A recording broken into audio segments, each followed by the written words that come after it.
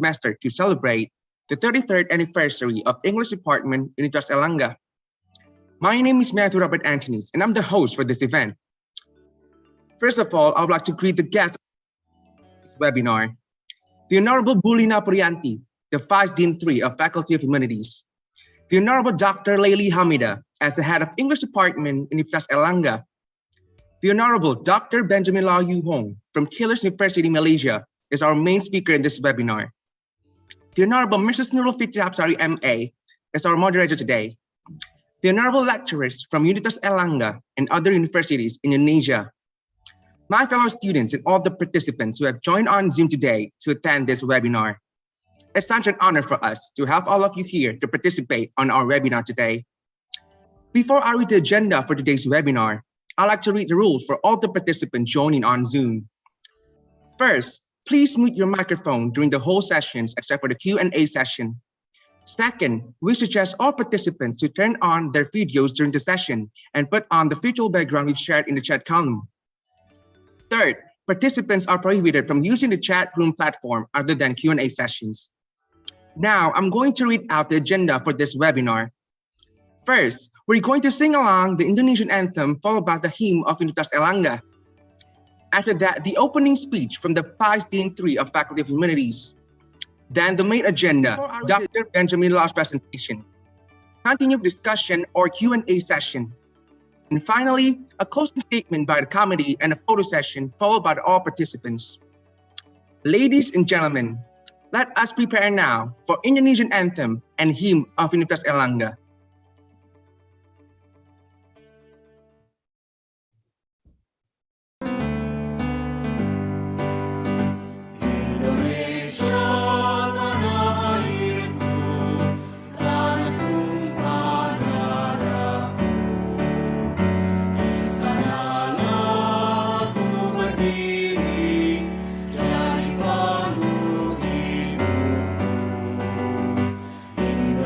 Indonesia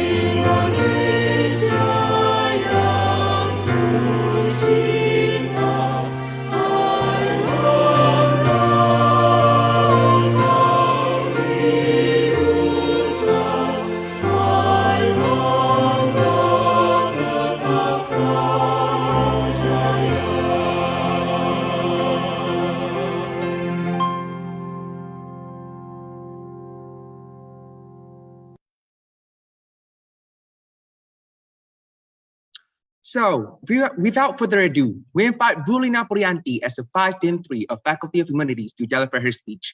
Time and screen is yours, please. Okay, thank you so much, Matthew, for the time. Assalamualaikum warahmatullahi wabarakatuh. Good afternoon, everyone. First of all, my greetings as well as high appreciation to Dr. Benjamin Loh from Taylor University, Malaysia, who is willing to share with us his thoughtful knowledge on digital ethnography. And then the Honorable Head of English Department, Dr. Laili Hamida, the Secretary of Department, Dr. Salima, and the Ibu Nurul Fitri Hapsari as the moderator, as well as all the members of the English Department who initiated to hold this national seminar serial as part of the celebration of the department, as well as the Faculty Humanities, the 33rd Dis Natalis. I also want to welcome all the participants who joined this wonderful seminar. I do hope that all the material, the topic that we discussed today will bring such benefits to improve our knowledge on digital ethnography. When I got informed that Dr. Ben is willing to share with us his knowledge on digital ethnography in humanities research, I couldn't agree more that the topic is very fit the needs of ethnography-based research in the pandemic times such we experience today.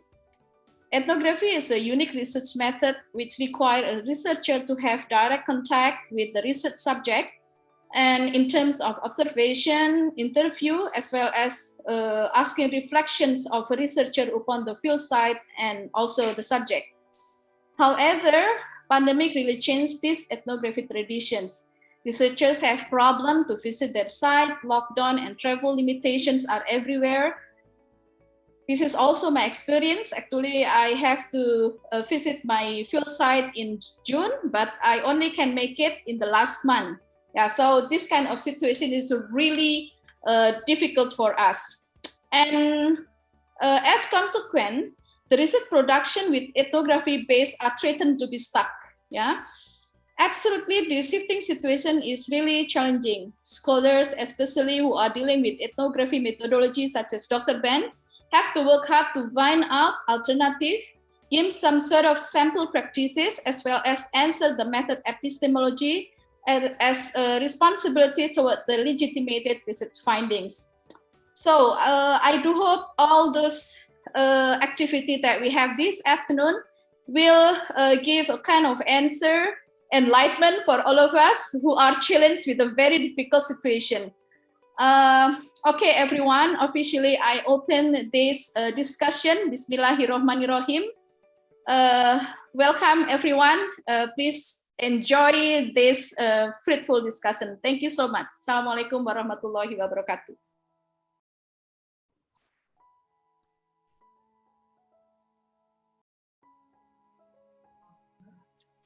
Thank you, Bulina Purianti. Well, ladies and gentlemen, we've come to the main agenda now. So I invite our moderator today, Mrs. Nurul Hapsari MA, to lead the discussion. Time and screen is yours. Ma'am, please. Thank you, Matthew. Okay, hello, Pak Ben.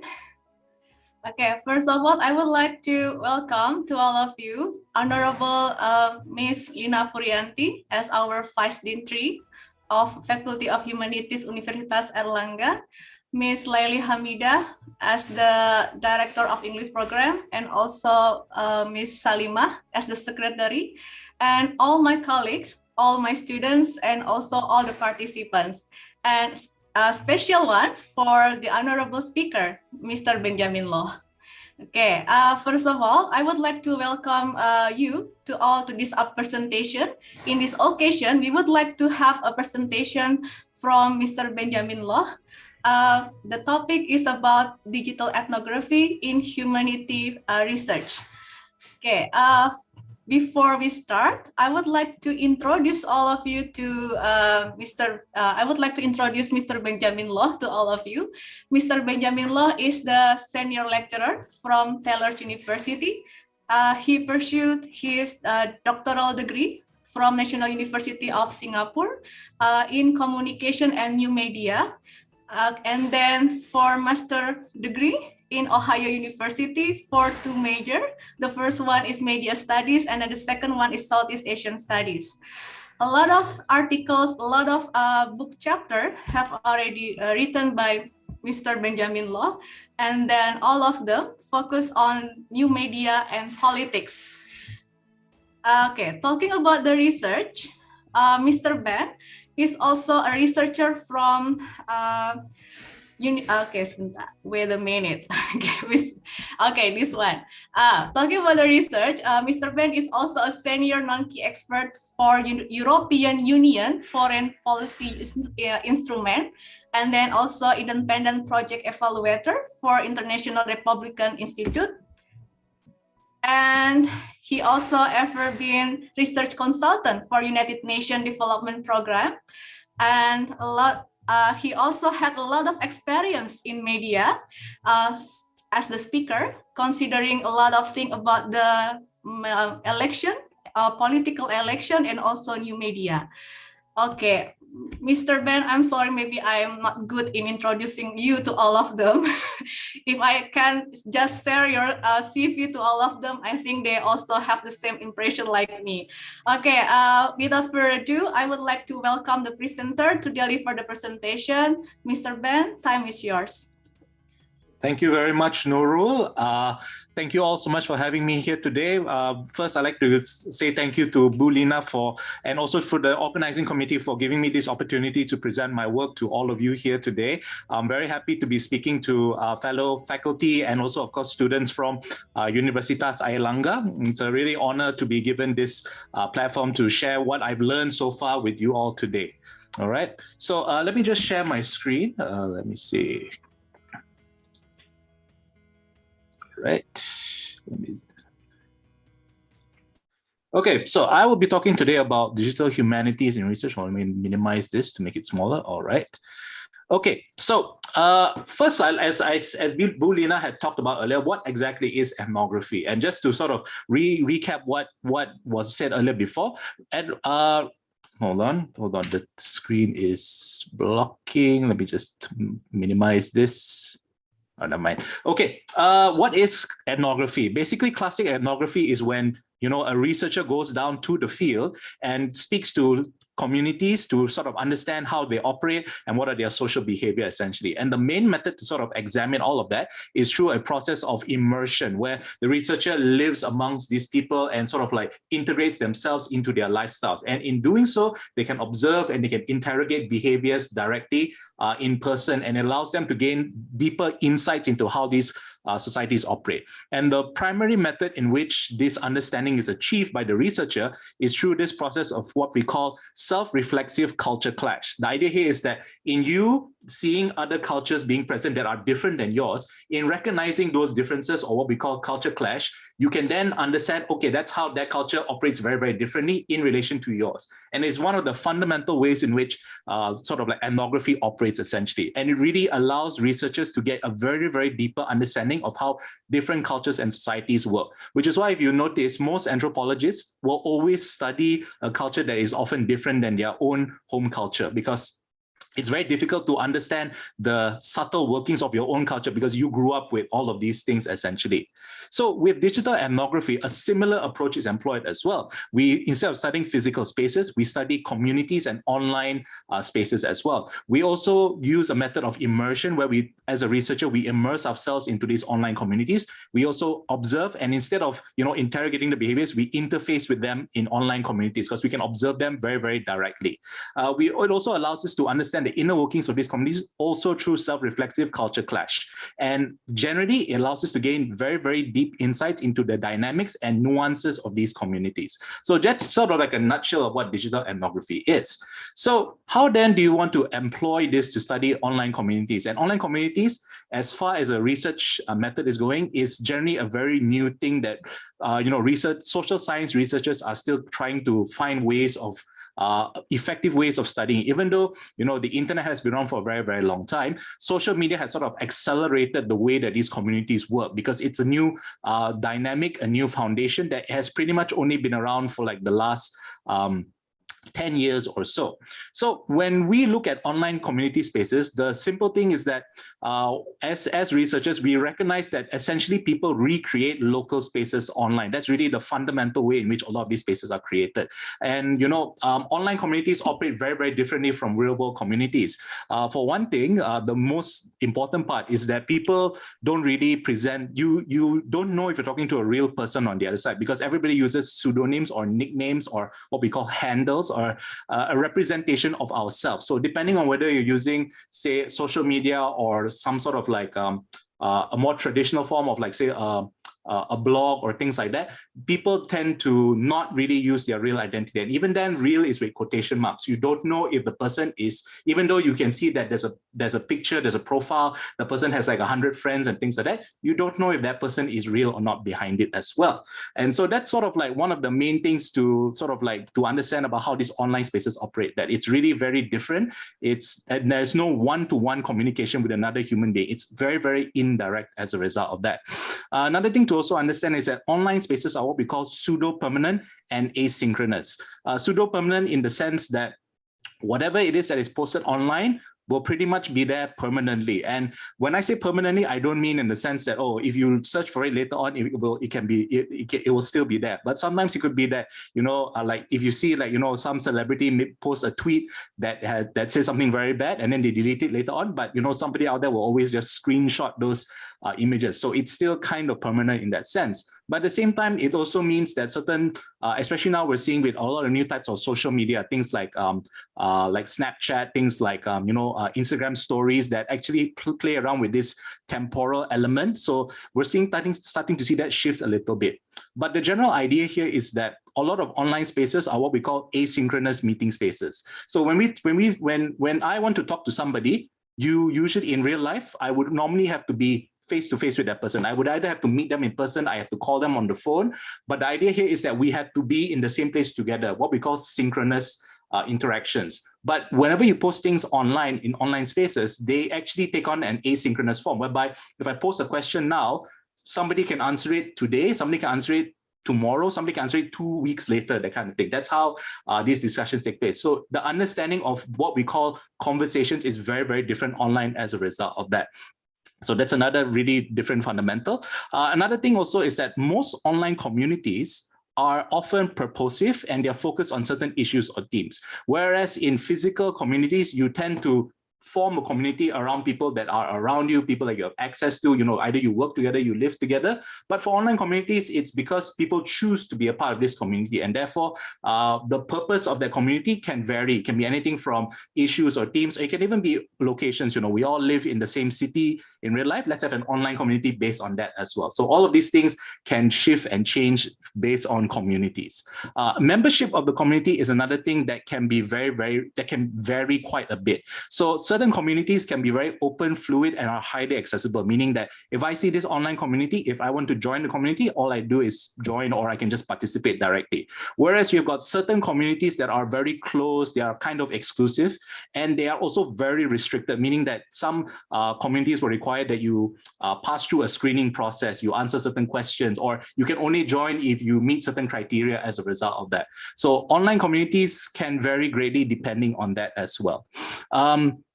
But one of the major benefits of online communities is you can overcome a lot of real world restrictions and inequalities. So if you are and this is often why online communities are often used by minority groups, because minority groups often are distributed over a wide space. It's very difficult for them to communicate, to work together or gather together. And so online communities is a very, very effective way for them to organize or to just meet together in an online space. And it's one of the ways in which it can overcome these real world restrictions.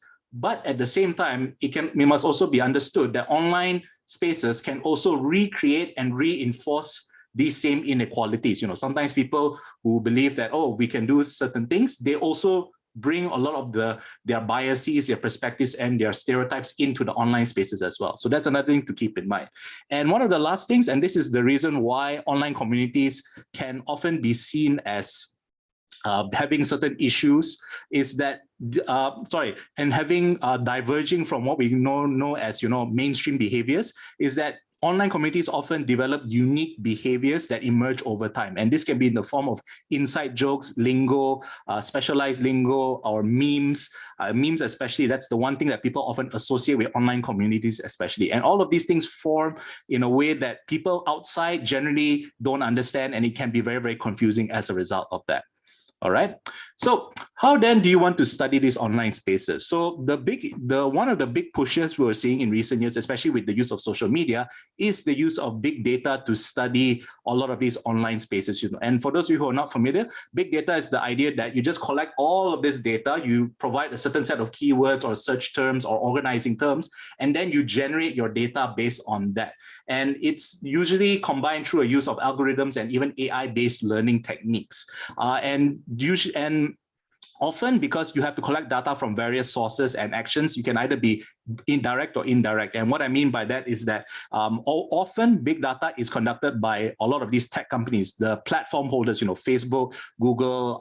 These are companies that are doing big data because they have access to all of that information, and they can measure all sorts of things, not just like, oh, if I post something on Facebook, they can get that. They can even measure things like how often do you look at things on Facebook? How often do you sort of share things on Facebook? So all of these things are what they can actually examine quite a bit. And there's a lot of information. And there's, of course, the big issue of ethics, because sometimes people may not have consented to actually sharing this information. And again, this information is held by private companies and not necessarily researchers. And it's a big question about what can they do with this data? Do they sell them to advertisers? Do they monetize your private data? So that's really one of the big issues that are there.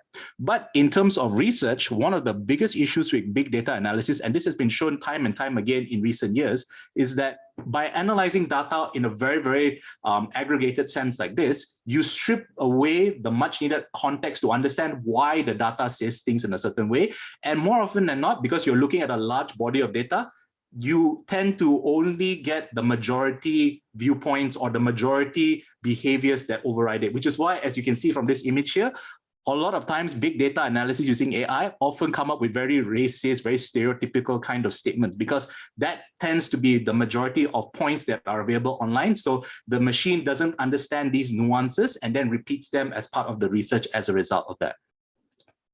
Okay, so another thing to also be mindful of is that the online space has this veil of anonymity. I talked earlier about how, you don't know that the other person is real. And this has very, very big complications that have actually erupted quite a bit in recent years. This was, of course, the most obvious during the American presidential election in 2016, where there were a lot of like these political actors that really came in and started to disrupt and interrupt a lot of these online discussions essentially. But before we get to that, one of the big sort of like forms of online disruption comes from what we call trolls. So trolls essentially are individuals whose main goal is to disrupt and distort online discussions. The goal behind them basically is they just want to make things chaotic. They want to, if somebody's having a civil discussion, their job is to just go in there and they will just sort of like say the opposite things. They'll try to rile people up. They'll make people angry. They want to aggravate people and things like that. So these are people who essentially want to engage in arguing just for the sake of arguing. And it's sort of something that's actually quite well documented. But as I said, we're not starting to see now a transition towards political actors who are actually taking on a lot of these troll-like behaviors. The idea here is that they are going to come into these online spaces where people do political discussions, and they're going to try to disrupt those discussions as a result of that. So these political actors can come in generally two forms. So these terms are not, so you've either going to have paid or radicalized political ideologues. Basically, these are people who are just there to present a certain political stance or political viewpoint. So the first type is what we call cyber troopers. Cyber troopers is, if I'm not mistaken, it's actually a Malaysian term. I think we were the ones that came up with it. And it essentially refers to a political agent, somebody that's either paid by a political party or they are part of a political party. And their job basically is to present that political party in a very, very positive light. So they're supposed to infiltrate these online spaces and they're just supposed to pretend like they are real people. But their job basically is to show that, oh, this is actually, we actually support this party, when actually they are part of the party as well.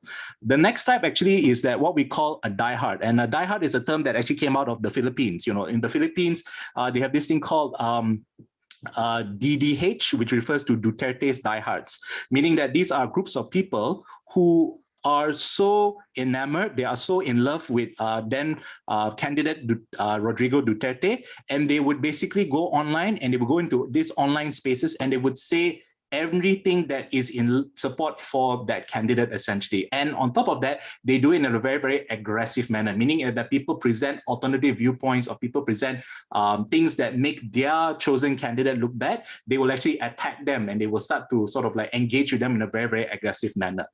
In Malaysia, the term that we use is what we call macai, which is it's a bizarre term. It's a term that has become quite universal here, but it's actually a term that comes from, if I'm not mistaken, Mandarin. It means son of a horse, and it's supposed to indicate that this is a person just blindly follows orders from people above them, essentially. So that's a term that we use here, essentially, that refers to people who are very, very dedicated to a political party. They may not necessarily, we cannot really determine whether or not they are paid by the party or they are part of the party, but these people generally are so, they're incredibly zealous in the way that they defend their party in that sense. All right. So a lot of these political actors, sometimes they are financed by various political entities. They can sometimes be foreign or they can be local. In the American election in 2016, there was a lot of documented evidence that there were foreign actors out of Russia, especially, that were trying to interfere with the elections by posing as Americans and trying to disrupt a lot of their online spaces as a result of that. And they do this by masquerading or pretending to be a local member of the community. And generally, the main goal of all of these political actors is that they want to shift the expectations and perceptions of the majority view. So if you get enough of these cyber troopers in a particular space and you get them to engage, to start posting, to start liking things, you can create the perception that actually, okay, this is what the majority of the people here are talking about, when in actuality, they could actually be all these political actors as a result of that.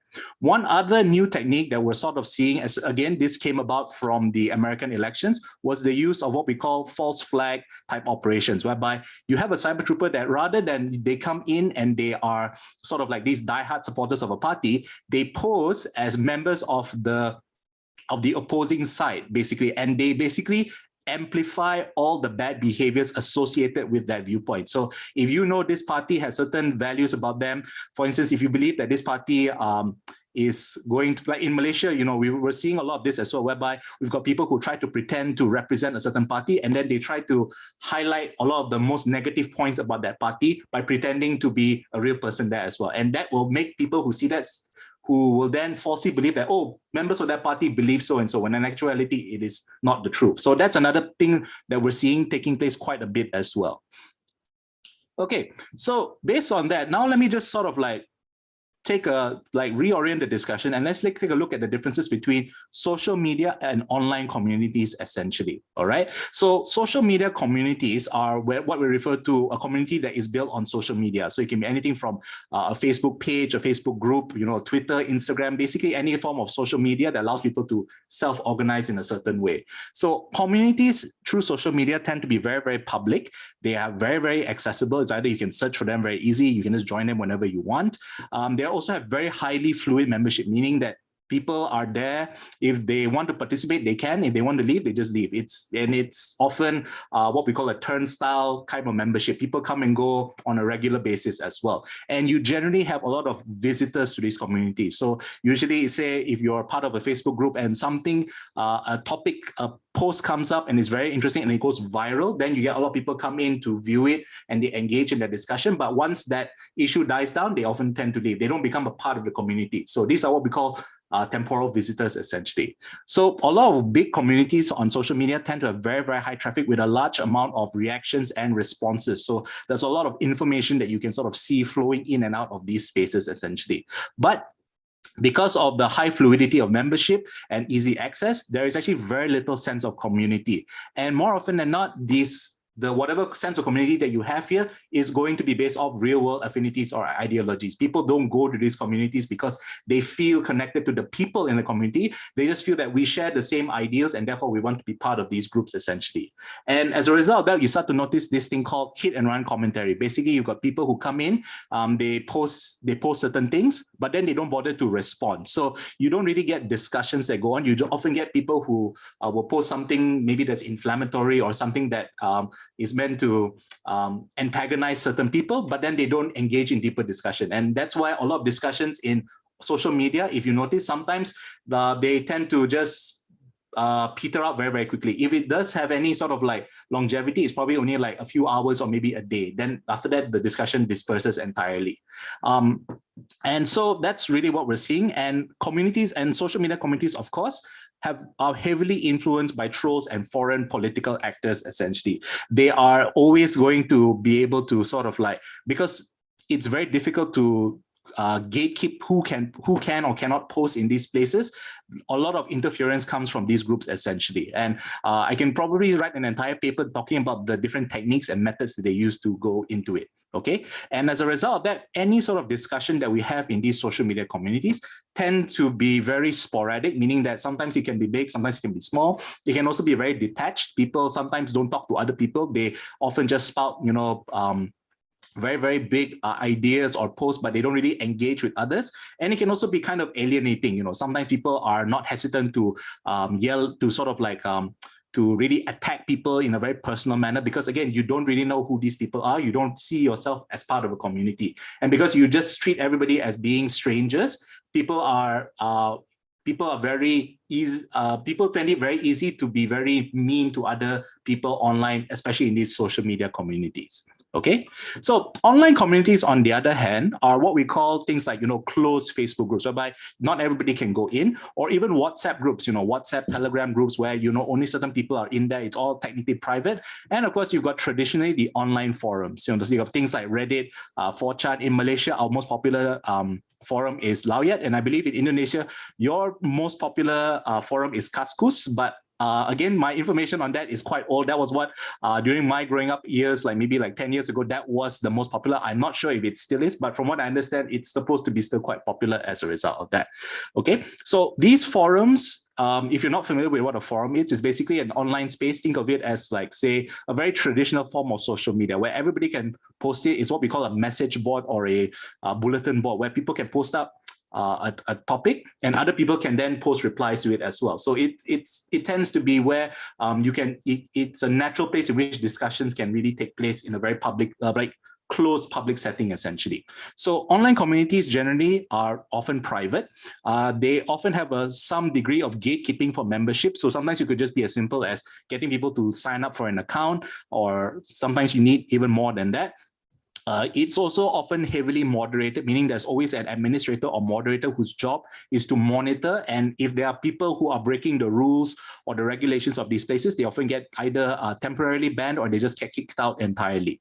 Online communities, especially big ones, tend to be very, very stable because, they have a certain number of people that, as long as they share certain ideals and values, that they will all remain there. But if something happens, then it might disperse. You also start to see a very robust community, a community that can pull through even if things happen, and they often evolve with the times as things change over time, essentially. Okay, and as a result of that, a lot of these online communities have a very, very strong sense of community, and sometimes they're often built around a specific topic, issue, or theme, or hobby, or whatever. And because people are in this closed space and they do sort of like communicate with other people that they see as sort of like sharing the same values, these can often transcend into sort of like something beyond the community. People can develop friendships, relationships as a result of that, and that's something that has been widely documented based on this. And so whatever discussions that we see in these online communities tend to be a lot more in-depth, and people actually have to think about the long-term effects. So previously in social media communities, what I call hit and run commentary. People go in, they post something, and then they leave and they never come back again, or they come back much, much later, and whatever they posted before, people have forgotten. But when you're posting inside a closed online community, people actually can remember, because again, these are the same people that you're talking to. You're talking to roughly the same group of people. And so people will remember what you said before. And so there is this idea that if you post, if you have a habit or a pattern of behavior of, posting certain things that are bad or insulting certain people, then people remember, and then they will respond to you accordingly as a result of that. And as a result of that, there is a certain sense of decorum that is observed and also strongly moderated by the people there as well. So that's really one of the main strengths of these things. And I think for any of you who are ever in any sort of Facebook or WhatsApp groups, basically, or group chats, you'll notice that these sort of behaviors are naturally sort of instilled as a result of that. And because these communities do have gatekeeping for membership, it's a lot more rigid. Trolls and foreign actors can actually be spotted quite easier, because for the most part, if you are a paid cyber trooper and your goal is to infiltrate this space and then to sort of mess with the discussions that are taking place in there, you actually have to go the extra mile to involve yourself in a lot of other discussions, which a lot of these paid actors usually will not want to do. So they just focus on, okay, I need to post a certain amount of political posts in a certain day, and people can see right through, because they realize that, oh, we're a community that talks about these things. You are new and you are not engaging on anything else, and all you're doing is posting political stuff. So it's quite obvious that you're here as a political actor. So that's really how communities are become a lot more, like I said, robust and resilient in defending against these sort of foreign interference, essentially. And it's especially more obvious if a lot of these political actors post things that are divergent from the majority viewpoints in there as well. It'd be very obvious, like, why are you even posting in here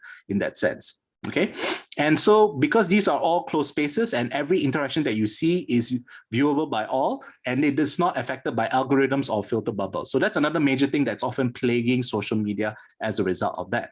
So what exactly are the filter bubbles and echo chambers? So essentially, let me just talk a little bit about how the effects of curation of social media are influencing the way that we view the world. Okay, so the idea here is that people's worldviews and perceptions are heavily affected by media that they have access to. This was widely documented by Job Gerbner in his cultivation theory, whereby he believed that if people, or what he called the mean world syndrome, whereby if somebody watches a lot of television, if they watch more than 5 hours in a day, they will be cultivated by that media and have a certain view of the world that is different from everyone else, because their perception of reality comes from their exposure to television as a result of that. And while that was focused on television, a lot of those same effects can be seen in other forms of media as a result of that. So a lot of these things are looking really, as long as you use that media, you're going to be cultivated with certain issues as well. But of course, the world of George Gerbner in the 60s is very different than the world we live in today, thanks to AI algorithms and of course, individually controlled social media, whereby instead of when you say you are exposed to social media, your social media exposure is going to be different from everyone else's, because with social media, it allows you to curate your experience. You can choose who do you want to follow, who do you want to watch. Any content that you don't like, you can downvote it. You can say that you don't want to watch it ever again. And so that's what you choose. And then at the same time, there's AI that learns from your behaviors and be like, oh, this person, you like certain type of content. I'm going to recommend more content that's similar in scope to that. And I also start to downplay everything else that doesn't match what it is that you like. And as a result of that, people's worldviews are actually very, very insulated as a result of that, because from the AI learning your behaviors, it is curating what you are exposed to. And while in your head, you feel that, oh, I'm still exposing myself to everything. But again, AI, big data, all these technology giants, they are controlling what you're actually seeing. And people are inadvertently creating individualized silos for themselves, meaning that this is the little bubble that they live in, and they are not aware that actually it's a small portion of what the rest of the world is essentially. And this is basically where we come to the two major effects, which is echo chambers and filter bubbles. So echo chambers essentially is when an individual is exposed to certain viewpoints and perspectives that skews their worldviews. The idea here is that if I only make, so for instance, just say I'm in Malaysia and I only like posts or I make posts that are related to say that are pro-government. Okay, so I like the government. Basically, a lot of the people that I follow are pro-government. A lot of the things that I do are supporting the government. The AI sees that, and then it decides that, oh, this person likes the government. Let's throw them more content that's based on people who love the government. So they start to share people who support the government. They share like, they suggest that I join various groups that are related to supporting the government and things like that. And they constantly do that over and over. And at the same time, it also it also learns from my behavior and compares them to other people with similar behaviors. And they start to notice that actually people who are pro-government will naturally not want to hear any anti-government stuff. So they will then give me all the pro-government links, all the pro-government content, but they will actually start to remove all the anti-government stuff because they know I'm probably not going to click on it. I'm probably not going to like it. But the thing is, by doing that, it actually gives the impression that, oh, everybody loves the government. Everybody out there is pro-government because I've searched on my social media and all I see are pro-government stuff. I'm not seeing any anti-government, which means that nobody hates the government, nobody disagrees with the government. And as a result of that, that is how their entire worldview has been skewed as a result. That they will start to falsely believe that whatever they see on social media is actually representative of the real world. But in actuality, they represent a very, very small section. And there's a whole other world that's out there that they're completely unaware of in that sense. So that is basically what we call a algorithm or AI supported echo chamber. The other one, which is filter bubbles, is when a person sort of like does things on their own, whereby they either actively or they indirectly define their media access. So it becomes to be something as simple like, if you use YouTube or even if you go on Facebook, for every post that you see on your wall, there's always the option there. If you click on the three dots at the top right, it can actually determine, do I want to see more content like this or do I want to see less content like this? Do I want to see similar topics and things like that? So that's basically that's what we call filtering. You are filtering the kind of content that you're going to be shown, that you're going to be given access to as a result of that. And because of that, you actually you create a bubble for yourself where all you see is whatever it is that you filtered. And sometimes, it makes sense. If you're the whole point of social media is that you get to pick and choose what it is that you want to consume. And so it makes complete sense that, yes, I don't want to see things that I want. I'm obviously going to filter them out. But when you're thinking about political deliberation, it's very, very important that everybody have access to everything in equal parts. It's like you need to hear sort of like positive viewpoints. You also need to hear negative viewpoints so that you, as somebody who's participating in democracy, have the full picture of what is going on. And filter bubbles and echo chambers are very damaging in that respect because they really limit the way that people are exposed to all of these alternative viewpoints, essentially. Okay, so how then do we now want to problematize online communities? Okay, so as I said before, online communities develop deeper ties, relationship between members, and as a result of that, they become very, very impenetrable to outsiders. So the development of insider lingo, in-jokes, meme references are some things that only fellow community members can understand. So if you see this little diagram here, if you're not Malaysian, it is going to be something that makes absolutely no sense. Basically, this basically is a translation for a term that has become something that I think most Malaysians understand, but it's completely alien language for everyone else. It's basically called Makau Hijau, which was a joke term that came from a video where there was this kid who was like, he was being bullied or something like that. And he just, in the midst of just being attacked, he just sort of blurted it out. It's a sentence that makes absolutely no sense. But now it has sort of evolved that most Malaysians, when they use that term, so they translate it to "your mom is green." Again, it's a sentence that makes absolutely no sense. But for any Malaysians, it pretty much means that, oh, it's meant to be a sarcastic remark to say that, oh, I don't really treat whatever you're saying as being serious. I'm going to use this completely ridiculous statement. And one very good example of this was that there was this recent case that happened in Malaysia where I think there was this popular internet celebrity who said something about Malaysia, and people just kept posting this on that screen, and people were just confused as to what's going on in here, essentially. But that's really how this is an example of how these sort of like insider lingo can really make it difficult for other people to come in, which is why Malaysian communities, online communities especially, are completely impenetrable for people from the outside coming in. So that's one very good example of that. And so when you want to do digital ethnography, it's very, very important that you understand these nuances, because these are things that you need to really immerse yourself. You need to involve yourself in these communities to understand how all of these things work. You know, what's the context that you will use this? How does this change the way that the community behaves? And it's very, very easy for researchers who don't spend enough time in these spaces to misunderstand these jokes, the intents, and sometimes certain communities actually promote trolling behavior. There's a certain level of trolling that they sort of tolerate. But if you as a researcher go in and you don't understand that, that nuance, you can actually misinterpret it as a result of that.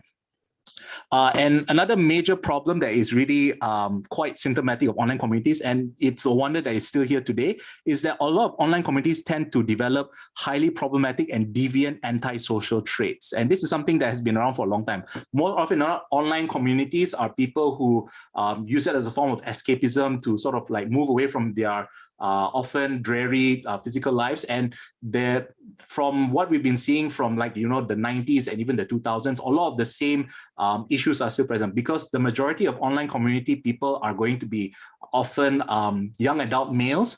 There is often very rampant misogyny, sexism, nihilism, extremism that can grow unchecked in these communities, because these are people who all share the same values and they start to reinforce and support each other. And because they recognize that an online space is sort of like secondary to the mainstream and popular culture spaces, they sort of indulge in a lot of these. They indulge and reinforce these deviant values that they feel is taboo elsewhere. So that's where a lot of these communities do have problems, where a lot of these very deviant cultures also tend to grow in very, very large forms as a result of that.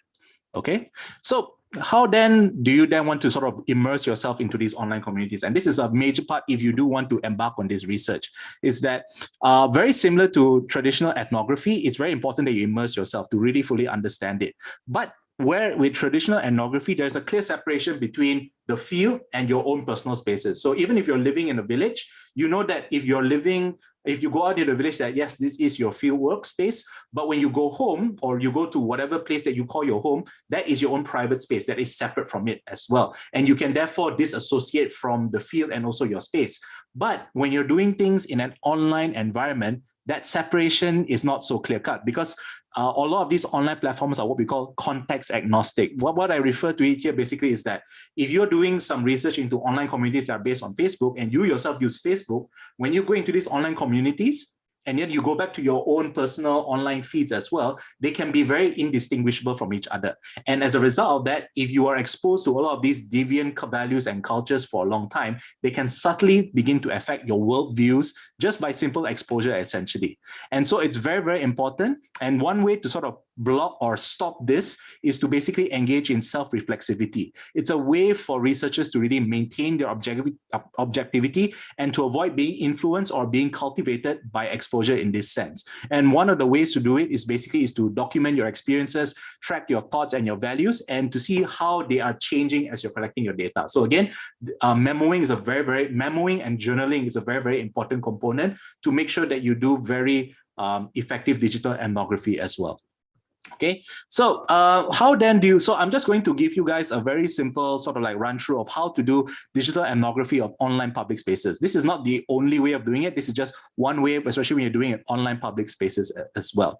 Okay, so I would like to split it up into 5 main steps basically. So, and again, this is referring to public online communities. These are communities that exist in a public space, so you don't really need to request for membership. You don't need to sort of like enter them in a way that requires you to ask permission and things like that. So it's all entirely public. Okay, so you got 5 main ways, which is scope out the platform, map out the discourse, immerse yourself, document your findings, and then code the space. So first, what I mean by scope out the platform is that you need to sort of understand how the platform operates. So you need to determine your search parameters to identify where the discussion spaces are, the hotspots for activity are as well. So this can include things like figuring out the hashtags to use, what are the search terms, what are certain groups you want to follow specifically. Then you want to demarcate the hotspots to know when the discussions are taking place and to see if there are certain periods where discussions happen as well. So you need to see what topics are being discussed and what are the potential biases that are present here. So this is now, you're still at a pilot stage. You're sort of like trying to understand the space essentially. You don't have to go too deep into the data collection yet. Then you need to also identify your platform affordances. So what are platform affordances?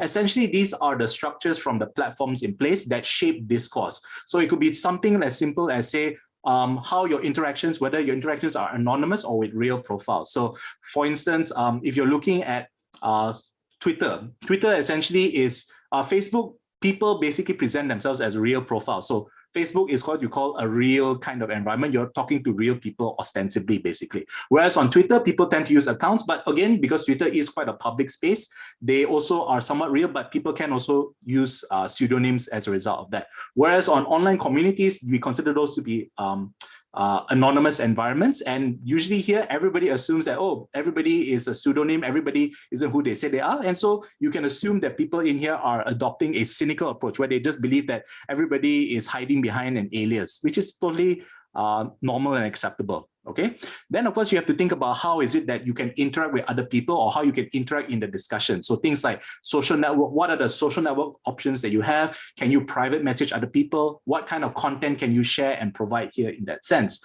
Like for instance, can you do likes? Can you retweet? Can you do reactions? Can you upvote or downvote certain posts? What moderation options are there? Can you report certain things? Are the moderators actually taking an active role in moderating the spaces? Is there a way to private message other people? Can users respond to each other? Can they edit their old posts? Editing is actually a very major component as well. So all of these things you should probably try to understand to sort of see how the discussions are shaped as a result of that. So very, very important to sort of like figure that out. And it's actually also very important that even if you're studying a space that you are quite familiar with, that you sort of like document this. So at least you know very clearly what it is that you're looking for when you actually start collecting your data. Okay. Second part is that you want to map out your discourse. You want to sort of like understand what are the topics that are being discussed. So think about how is it that topics are broached. Do people share news articles? Do people share things that they see from their WhatsApp or things like that? So just an idea of how all of these things are discussed. Then also try to think about how non-political discussions are taking place and how those are sometimes tied to political issues as well. So these are things that you can take a look at. Also try to think about who participates in these discussions, who are the key people that are there. Certain people will often just be present in any sort of discussion. Just say this person really likes public transportation. So anytime there's a topic on public transportation, they will always be there talking about it essentially. So you need to then try to figure out what are the different ideologies and perspectives that are being presented by various groups of people. Next is that what we call the life of a post or a thread, meaning that whenever an issue is being discussed, how long is it sort of like active and people continue to post and engage in that topic? In social media, they can be very, very brief. It can be like maybe an hour. Whereas on forums, it can last days even. If something is really very hot or it's an issue that is ongoing, people will come in for a long period of time. And it's important to understand what kind of topics can get that kind of activity and what are the ones that don't. And it really depends on the space that you're looking at essentially. Another thing that also is worth looking into is that what are the times that certain topics are hot? Generally for online forums in Malaysia, usually the hotspots will always be during lunchtime, because then the people on their lunch breaks, they check out the forums, they start to post stuff. So forum activity is usually the highest during lunchtime breaks. And previously in Malaysia, a lot of our political cyber troopers followed a 9 to 5 schedule, meaning that exactly at 9 o'clock, all of the posts come in. Then right before 5 o'clock, all of the posts come in as well. So we recognize that these cyber troopers generally were working 9 to 5 jobs essentially. Okay. You should also think about examine how are administrators or moderators moderating these spaces. What topics are allowed to be published? What are the keywords that are censored automatically? How do they sort of like engage with moderating this space? Do they actively participate, or do they just silently ban people and delete and censor stuff on their own? Do they use automatic or manual techniques, things like profanity filters, auto bans, and things like that? So these are the things that you should start to map out as a result of that. Then the next step, this is the part where you actually start to collect your data. You start to immerse yourself into the data. So the way to immerse is basically you start to catalog the keywords, lingo, common phrases, and just to, again, get an understanding of the context of how all of these things work. It's also very, very important, especially if you're not familiar with these spaces, to examine the archive posts for context and reference. So for instance, that Makau Hijau thing there that I mentioned from the earlier slide, you probably have to dig very, very far into earlier posts to figure out what that means exactly. If you're lucky, sometimes you can see somebody ask the same question and then you can refer to that for the answer. But if you cannot, then you might have to reach out to a member of the community to sort of ask them questions to get an understanding of how all these things operate. So this is, again, how digital ethnography can be triangulated with other forms of qualitative research, essentially. Okay, you should also then, of course, check the life cycle of discussions to see, and you also, meaning that when discussions take place, how is it that the community reacts to the discussion? Do they actively post? Do they constantly post stuff? What kind of interactions take place? And then you should also sort of like monitor or follow these things as though you are a part of the community. You know, you check in every day, you check in every few hours. And the idea here is that this varies greatly depending on the community. You know, certain, like say, like the Laureate forums, for example, is a very, very vibrant and active community. You can, if you check it, if you refresh pages between every 5 minutes, you will get a whole different set of discussions that take place. It's very, very active with a lot of people. So your monitoring activities would have to be more frequent there. But if you're examining a more, say, a smaller community that is a bit more dispersed, so the discussions may be like somebody will make a thread like once a day, and then the discussions will last for like a few days as well, then you can monitor at a much slower pace. But the idea here is that you need to develop a routine to monitor these spaces, essentially. Okay. Next, of course, is that I would highly recommend, and again, this is more of a guideline, avoid posting or interacting with the community. And again, this is because I don't, as a researcher, you want to, these are public spaces, so you don't really have to announce that you're monitoring them, essentially. But it's also important that, you know, if you do shed light that they are being monitored, sometimes it can invite unwanted attention. And again, most communities tend to not have this problem, but I'm talking more about very, very antagonistic communities, you know, communities that engage in a lot of collective behavior, if you know, of cyberbullying and things like that. So if you sort of like indicate that you are monitoring them or you're examining them, that might invite unwanted attention. So I would really recommend not exposing yourself unless you have to, essentially. And again, in certain cases, when you participate in these communities, sometimes, you know, as a researcher, you can see certain things that are being posted that really go against your own values, or you feel that there's something incredibly problematic there and you do want to engage. I would say please resist from engaging in this public space, because generally, again, some of these people are could just be trolls, or they could not really be serious. And it's often just there just to instigate a certain discussion or a certain response. So instead of engaging in that way, I would just say memo or journal these experiences, essentially. So that's actually more important. And that's where I want to end this part here. Basically, make sure that you do daily journals of self-reflection. Memo everything that you experience.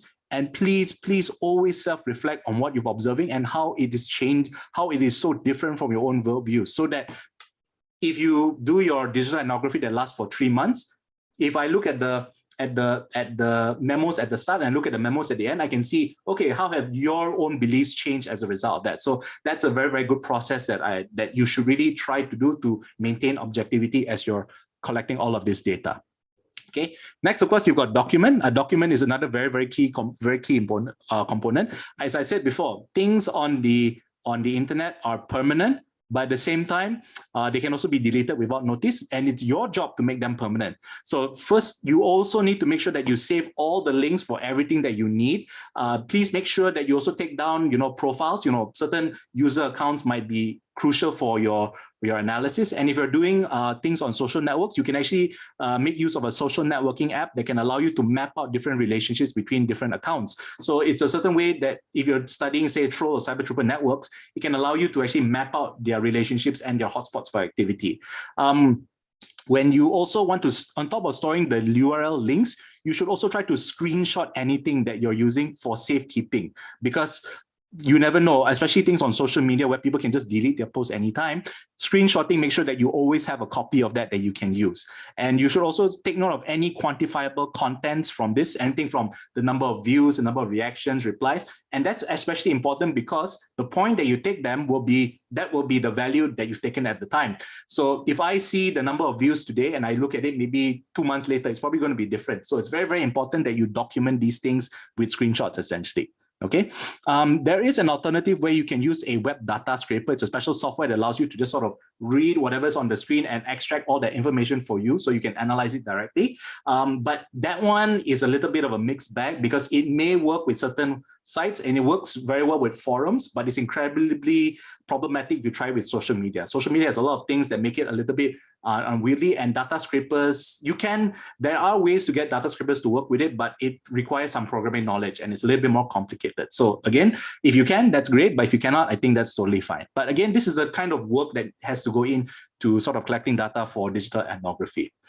So how then do you sort of so the final part here basically is that how do you then collect all this data and how do you code this data essentially? So after you have enough exposure to these spaces, you feel that you have a good grasp of what the context is and everything of how this all operates, you can start to code the discussions. Basically, you start to collect your data and you can start to analyze for teams. So normally I would recommend that people either use critical discourse analysis or thematic analysis, essentially. Both are, I would recommend that you use them depending on the certain situation. So you would use CDA if it's a very, very large community and you are tracking very, very different discussions that are taking place across the community. So CDA is more effective there for you to sort of look at things in a much more larger space. Whereas you would use thematic analysis if you're looking at much more a smaller community where a lot of the discussions are focused on smaller posts or threads. So it's much more easier to manage it there. But again, it really depends on which approach you're more comfortable with, essentially.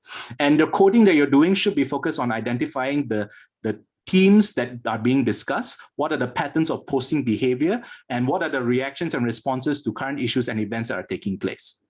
Okay, and so you can also use this to, of course, profile community members. You can identify who are the key influencers or core discussants and how they affect the discussions that are taking place. You know, if there are certain people that, like, say in a forum, and this person is like, has like, it's like considered a senior in that forum, and they post certain things, do people respond to them with reverence and things like that? So these are things that you should really keep in mind.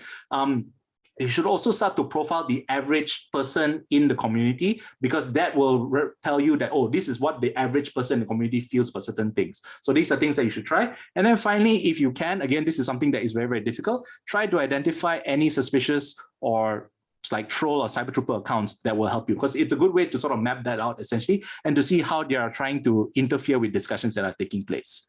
Okay, so now I'm just going to go through very, very quickly a case study of digital ethnography of Malaysia, basically. Okay, I'm going to look at the online political spaces in Malaysia and how these online spaces reflect offline divisions. So I'm going to take a quick look at 3 different online communities and then to see what are the 3 different ethnic undertones underneath them. And then we're going to ask the question of, is this a proxy for public opinion? Basically, if I just examine all of these 3 spaces, can I believe that this is what the majority of Malaysians have on a certain issue as well? Okay, so first let's take a look at Facebook. Basically, it is what we call the largest political discourse space, and the majority of online discussions take place on Facebook. It's spread out across the platform, and usually it's revolving around, news sites, political figures, special public political ethno-religious pages or groups. That's usually where all these hotspots are, essentially.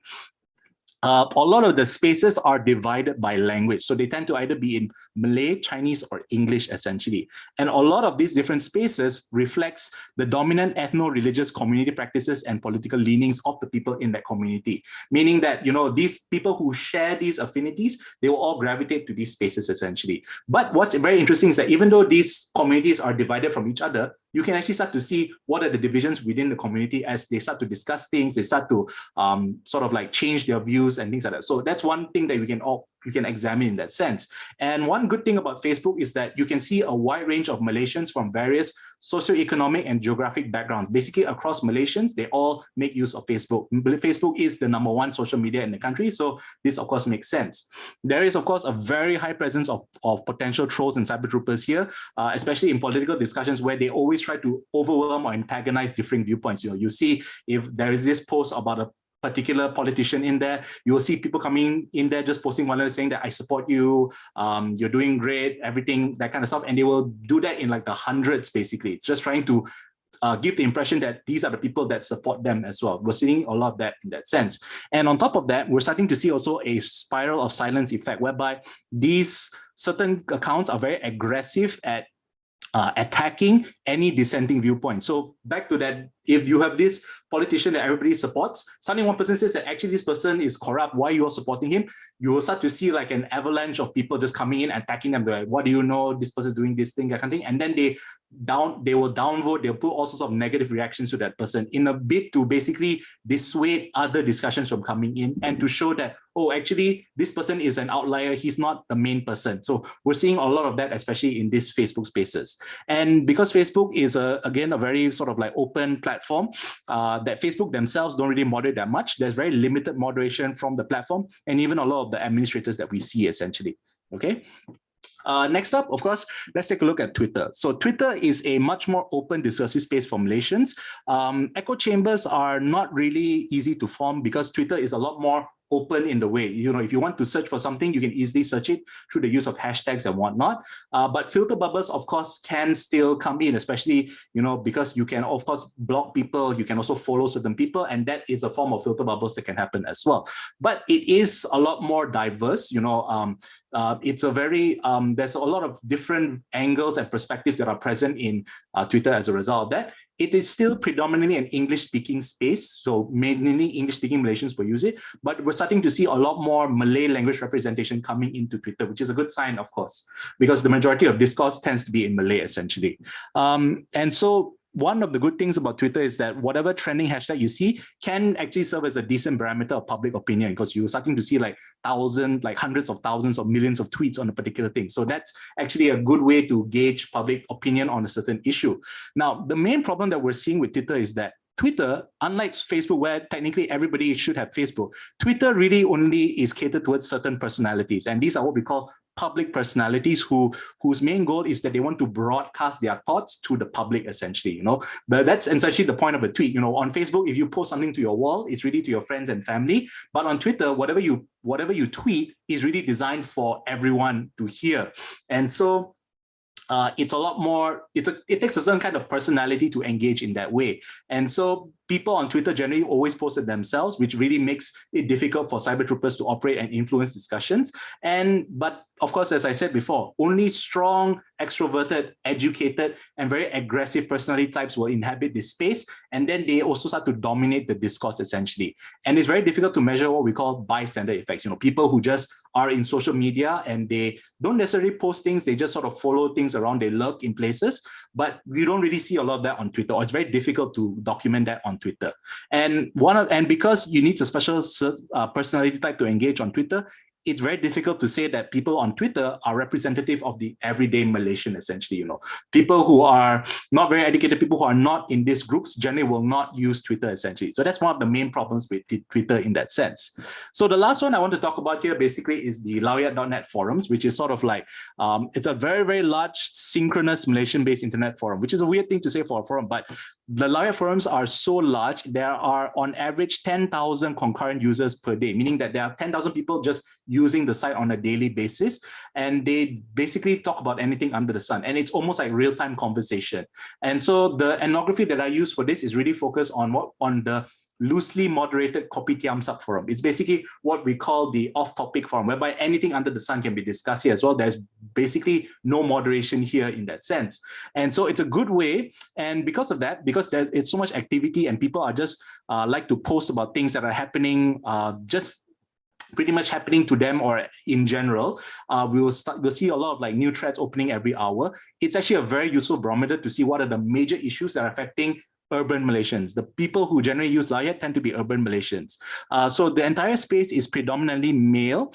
They are English speaking with a mixed presence of various Malaysian ethnicities. So it's also quite a diverse space as well. And I would argue that it's actually one of the more open spaces for political discourse, because all threads that are posted are viewable by all. There's it's very hard to tell whether there's a dominance from any sort of like political leanings in there as well. And it's a forum, and of course, it's kind of anonymous, and therefore there's a strong presence of trolls and cyber troopers. But because it is an online community, and most often than not, these cyber troopers tend to focus on political issues, they are quite easily identified and then called out as a result of that.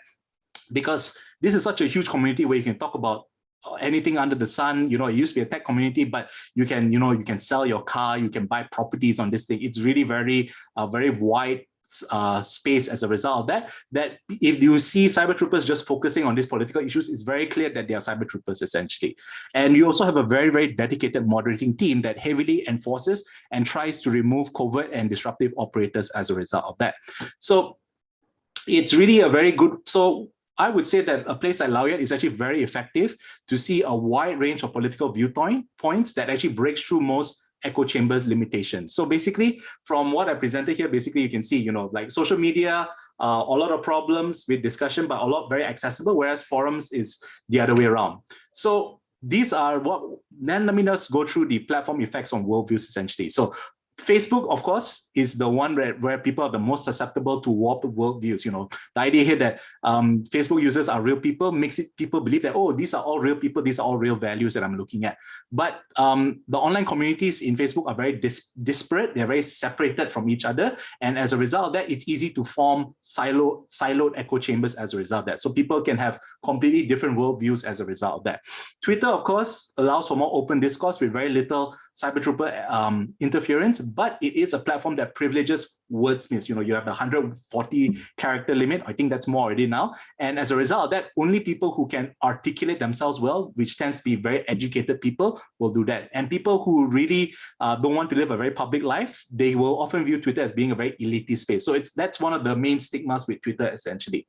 Okay, the Laoyat forums then is a very divisive space with a lot of cyber troopers, but within its chaos, it's actually quite easy to see real people and to understand different perspectives. And one of the main problems with Laoyat, and I would really urge you for, if anybody wants to study online community, this is really one thing that you have to be very mindful of, is that a lot of them tend to be male-dominated spaces with very strong sexist and misogynistic undertones.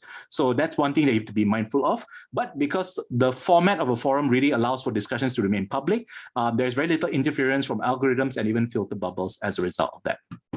So how then do you sort of like analyze these spaces? I know I'm running a little bit short on time, so I'm going to try to wrap this up very, very quickly.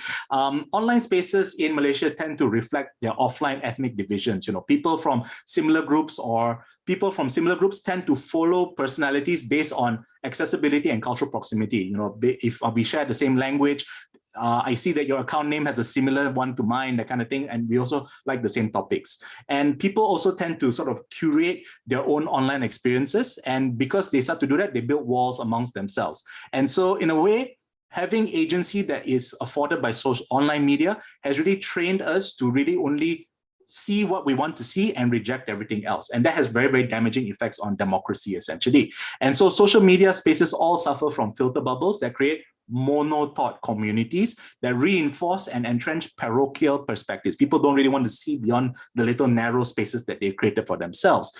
And the thing is, for a lot of people, this is actually very convenient. You know, it's what we call cognitively congruent and reaffirming. Because if I'm in a community where everybody likes the same things, it can validate your own opinions and can reassure you that what you're saying is actually real and other people share it as well. And people always think that I'm not alone in thinking that way, so I therefore am correct. And this is how racialized thought, ethnic stereotypes, deviant and divisive thoughts can start to poison people's perceptions as a result of that. And so that really goes to the idea of the comfort of filter bubbles and echo chambers. You know, the idea here is that online forum communities are are much more open than social media, but they're also incredibly esoteric online cultures and spaces that really alienates people who are not tech savvy or people who don't want to be super involved. For the average person who just wants to scroll through social media, that's very, very easy to do. If you want to get involved in an online forum community, that's very, very difficult to get into and also very alienating. It requires a lot of involvement as well. The heavy use of coded language and memes is a huge barrier for entry for a lot of people. And so even though there are a lot of cyber troopers and trolls in these online forum communities, and you can sort of recognize them, it's actually very mentally tiring to separate the reality from the manufactured fiction. And so even though forum communities are actually better for sort of like open discussion, it's actually not a great place if you're just a regular person that just wants to talk about stuff on a regular basis. Because breaking out of your respective echo chambers is not an easy feat. It requires a lot of mental stamina and fortitude to overcome the cognitive dissonance that you're going to face, that, you know, basically everybody has this idea that, okay, this is my view of the world, I believe that this is correct. And if something comes in that changes their view and says that actually your view is wrong, it's actually very difficult for some people because some of these views could be very fundamental to how you see yourself and the world around you. And if somebody points out that that is wrong, it can actually be very difficult to overcome that. And so for a lot of people, the echo chambers are totally fine. They are happy being in their echo chambers. So that's really one of the main things that we have to overcome as a society due to social media. And so for the average person, it's really very easy to remain in these echo chambers. Because it's a lot easier to preserve your worldviews, no matter how skewed, no matter how problematic it is, than shattering them completely, okay?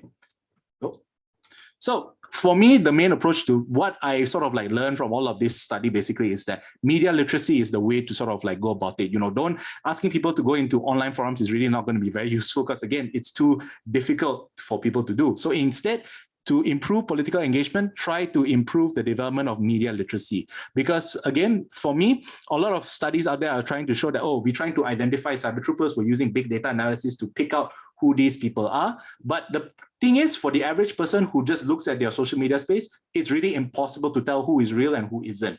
And rather than trying to figure out, which also is a problem because you may misadvertently label real people as cyber troopers, it's actually better to just sort of like improve the way that you assess information, that rather than think about the person, think about the quality of the information, whether you can determine whether it's legitimate or not. And I would actually tell people to take a cynical view that everybody on the internet is out to trick you. And don't just think that if this is a negative view, I reject it wholeheartedly. That you have to sort of take in this more open approach to protect yourself and to ensure that you can decide what is legitimate or not. And of course, this is of course very, very difficult to instill because a lot of different parties out there have been trying to erode the foundations of knowledge and media essentially. So this is a very, very uphill battle, but this is something that I'm really pushing as part of my main sort of research agenda in general. Okay, so what can we do then with digital ethnography? I'm almost done with my presentation for those of you who are wondering why is this taking so long.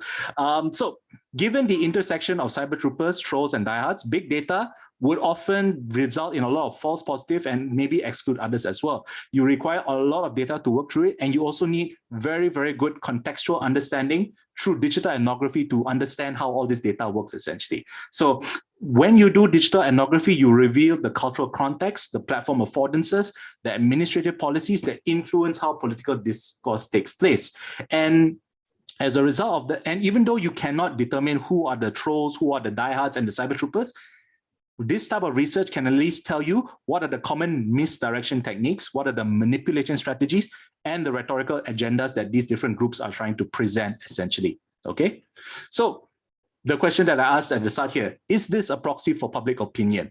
And basically, I would say no, this is of course not a proxy for public opinion. A lot of just by counting the quantity of posts, it's again, too many cyber troopers and trolls out there, you can't really tell if that's real or not, but it's still useful to sort of like measure that. And this is where you can use this research method because it can tell you what are the key issues and points that people want to talk about and what are the varying viewpoints that are present there as well. And what is even more important is that while you cannot figure out who the cyber troopers and diehards are, you can at least understand what are the political rhetorical strategies that they use, what are the issues they're trying to play or bury, what are the counter narratives that they're pushing, and what is the overarching political agenda that they're trying to do. Okay, so that is pretty much it for my presentation. Thank you all so much for your time. Thank you again to Bu Lina and of course everybody else in the committee for inviting me for today. I'm very happy to take any questions that you have regarding this issue, and terima kasih and take care. Bye-bye. Or I'll be here waiting for questions. Back to you, Nurul. Okay, thank you, Pak Ben. Okay, now we have 200 participants, Pak Ben, as the in the Zoom meeting, and also there are some viewers on YouTube stuff. So before we start for the question and answer session, so for all the participants, if you have questions, you just you can put on the chat, or maybe you just can raise your hand later. So before we start, let me sum up first the presentation from Pak Ben. The first one is that when we talk about digital ethnography, actually historically is derived from what we call as the ethnography approach, studying communities and social behaviors. Unlike the previous ethnography approach, the digital ethnography studies on land-based communities and spaces. there are two concerns of the digital ethnography. The first one is big data, and then the second one is anonymity. And then when we talk about community, it means there are two types of community. The first one is social media communities and online communities. One is more open participant, and then the other is more closed participants. So it means that each community actually has their own problem. The first one, if you talk about social media communities, the problem will be concerned on how we control the data, because the data is so big, which is there are so many participants. Meanwhile, when we talk about online communities, we have a problem how to penetrate the community itself. Pak Ben also has already given us several tips to conduct digital ethnography. Thank you, Pak Ben. It's so very fruitful for us, actually. Okay, now we go on for the question and answer session. Is there any question from the participant? I raise my hand, Bu Nurul. Oh, okay. Sorry, Bu Laili. Tidak terlihat. Okay, thank you. Please, Bu Laili. Okay, thank you, Pak Ben. One of the considerations that you mentioned is that as a researcher, we are supposed to avoid interaction with the member of the online community. Now, if it is the case, I'm wondering about the emic perspective of the researcher about the community. How is it, Pak Ben? Oh, you mean the ethnic perspective of the researcher? Yeah, the researcher. I mean, when we are mingling with the community, I think we probably could absorb what is actually inside their cognition, their values, and also expectation probably. But when we just observe, for example, is it possible for us to also feel from their perspective? That's what I mean. Okay. Yes, thank you very much for that question, Abu Laili. Yes, that is actually a very important element, which is why, I mean, as I said, unlike traditional ethnography, where there is that interaction between the people that you're studying, with digital ethnography, I mean, you can also engage with the people, but because it's a very different kind of environment. And sometimes, again, as a researcher, you're entering into these spaces where you don't know who is actually behind that. So, which is why I say there's a danger in trying to engage in a very open space, especially with political actors involved. Sometimes, they may not probably respond to you in a certain way, or they may say things very, very differently. So it's better to just observe in a way that is very detached in that sense. And that's why, to sort of see how your own biases can affect it, that's where the role of being self-reflexive, self-reflection is very, very important, to make sure that in seeing all of these things, you need to also take into account your own experiences, your own biases to sort of understand it. And like I said before, you can actually do sort of engage with the community, but I would often engage separately. So just say you're part of this online forum community and then you're discussing all of these things, you're observing these things. And if you feel that, I need to talk, I feel like I want to talk to somebody in here. And from your observations, you realize that there are certain members of the community that actually look like they might be upstanding, they look like they're decent people, and they wouldn't be so antagonistic if you were to talk to them. So I would actually encourage that you sort of like reach out to them separately and to interview them if you like, but I wouldn't sort of like engage directly within the community itself, because that can, again, it's really more about a question of experience. If you are experienced enough to know, okay, I can engage and still protect myself as a result of that, that's fine. But I've seen so many cases where online communities that suddenly feel so enraged that they're being infiltrated that they can completely turn on a person. And sometimes you can be the unwitting suspect of a person that is you can be cyberbullied, you can be harassed, you can be you can also be doxxed as a result of that. And I think especially, I mean, I'm also, of course, speaking from a position of privilege. I am, of course, a male here, and, males in online spaces do have it much easier. But if you're a female researcher, it's going to be a very, very different dynamic. And I really am trying to just say that you have to take these steps to protect yourself, because, especially in Malaysia, a lot of times, females online usually get a lot of unwanted attention that they really I mean, that really just comes out of the blue often, and as a result of that. So that's really just sort of like a general, like I said, that's more of like a guideline that I would like to recommend that people follow. But I mean, I also understand that for some people, I mean, especially for those from the more traditional ethnographic background, that really is, there really should be a more interaction between people. And I guess that works. But again, this is sort of like playing up on the affordance of, you know, online spaces, that it allows you to have that detachment as well, and also allows you to protect yourself. Okay. Thank you, Pak Ben. Okay, thank you, Bu Laili. Okay, for the next question, anyone?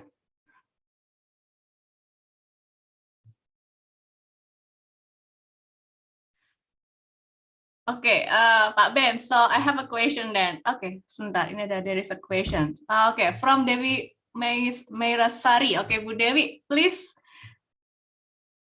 Yeah. Thank you very much, Bu Nurul. Thank you, Pak Ben. It's a very inspiring talk in this seminar. And I have a question, still continuing Bu Laili's question. And how about if it is happen in a opposite way?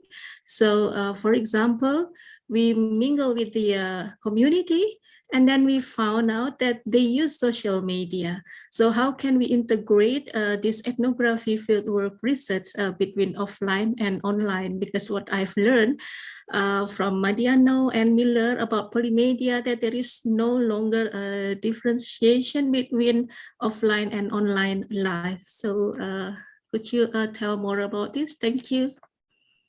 Okay, thank you very much for that question. So yeah, that's actually a very, very good question. You know, traditional ethnography, where you do mingle with the community and then you enter into those online spaces through those connections. I would say that you can employ digital ethnography approaches to it, but again, it's more of an extension of traditional ethnography. So you can actually use a lot of the same practice. And again, usually if you're allowed access from the member of the community, usually that means that you're already an insider there as well. So again, this whatever I'm talking about here today is really more about public online communities. These are communities that basically are in the public space and anybody can observe them essentially. But close communities, like really private communities, they have a very, very different dynamic essentially. And usually getting into those spaces is very similar to traditional ethnography, because you need to get permission to get in there, you need to build trust, you need to get a rapport, and then of course finally when you're actually in there, you actually have to make it known to everybody that you are observing their spaces as well. So you also become a participant in the activities that are taking place. So that one, I would say I agree with, I think you mentioned that somebody says that it's a blending of both traditional and digital ethnography. I would say yes, that's totally true. I think ethnography is something that is definitely, well, traditional ethnography, if you look at it in a very purist lens, yes, has to be, you have to be physically there, you have to be there for a considerable amount of time. But when you want to combine the digital space, it's complete, you can use many of the same practices as well to sort of study it in that sense. So this one, what I'm presenting here is really about if you want to study in a more covert fashion, in a more public spaces actually. But yes, you can totally do that as well. And I've actually done a few of studies that are related to that method as well. Thank you very much, Pak Ben. Thank you, Bu Nurul. I think there's a question in the chat. Yeah, good. Yeah, Pak Ben. There is a question from Yunisari Amalia. Is there certain length or depth of data considered to be ethnographic? I guess depth, length. Lengthwise, again, I would say that this really depends on the type of community that you're looking at. If it's a very, very active community, you can probably just monitor it for like a month and you can get a lot of data. You know, usually when it comes to qualitative data, the biggest issue is just sorting out the amount of data that you have. So usually that would be, it really depends on what you're looking for. But the idea here is that similar to critical discourse analysis, it's really about your experience and your level of adaptness as a researcher in order to be able to develop teams and understanding based on how much data that you have access to, essentially. So in terms of depth, I would say that you really have to immerse for ethnography, you really have to immerse yourself. And like I said, you should try to sort of follow these spaces on a daily basis, like the average person that's using it should. So you have a good understanding of how the discussions evolve, how the discussions work out, and to also see how the community operates on a day-to-day basis, essentially. So for that, it really depends on how well you know the community. But the idea here is that you should have a certain degree of confidence that you understand how the community operates by the time you finish your data collection. Okay. Yeah, thank you, Pak Ben. Another question? Okay, from Indah Fajaria. I have ever read about cyber ethnography and virtual ethnography. Do they include it in digital ethnography, Pak Ben? To be honest, there's a lot of competing terms out there. So digital ethnography is the term that I chose to go with because I think that's the one that makes the most sense. Cyber ethnography, virtual ethnography, I think virtual ethnography actually is like what we talked about earlier with the case of how you're doing traditional ethnography and then you extend it into the virtual space. So that's more virtual ethnography. Another term that has come about also as a competing term is what we call digital netnography. So that one is a quantitative approach. So that one actually uses like network analysis and big data. But of course, I think I forgot to mention this in my presentation. A lot of big data analysis from researchers has actually been cut off already because due to the Cambridge Analytica scandal that happened in 2018, I believe it was 2018, a lot of social media companies are very reluctant to share a lot of their networking data. Previously, before, if you wanted to get access to all of this data, it was very, very easy to Facebook, basically Cambridge Analytica happened because a researcher abused their position. I think it was a researcher from Oxford. I think he abused his position, used that data, and then sold that data outside. So essentially, because that happened, virtually all forms of social science research on social media has pretty much been stunted as a result. I think the only form that we can really study is Twitter, because Twitter is a fully public platform. But for everything else that even requires like registration or has some level of gatekeeping, all of those are already out of reach for a lot of us, essentially. So it's really a big problem in that sense. Okay. Okay, thank you, Pak Ben. Yeah, I also ever heard about the Netnography actually. Okay, now the next question from Bu Yunisari. Are there tools or software useful for the digital ethnographic or netnography? I would say that you can use a lot of the similar. I mean, for me, I'm a very because I came up from a programming background, so I use very old school methods of documenting. So for me, I usually will just have like a Google Drive, and then I'll just again, as I said before, from the documentation section, you're basically just collecting links, you're collecting screenshots. So I would usually just have like a Google Drive, and then I'd store all of these things in there. I try to catalog them using like a spreadsheet. So either Google Sheets or Excel will be useful for that. If you want to do some sort of profiling, you can use, there are certain tools like, what was the name? If you want to do like networking of, say, accounts, you want to see different user accounts and how they network to each other, there are some tools that are out there. There are things like, I think one is called Gepri.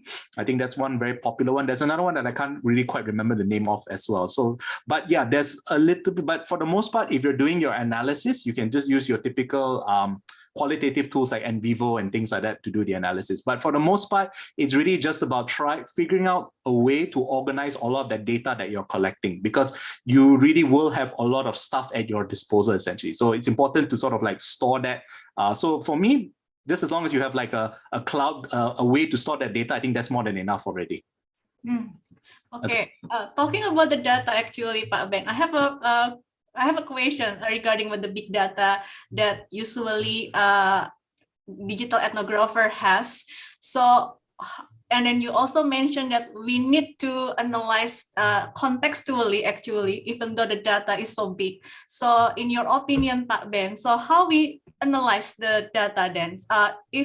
Should we analyze each data, the context of each data, or we just can select the certain samples of the data possibly? For big data analysis, or if this is for regular digital ethnography? Big data.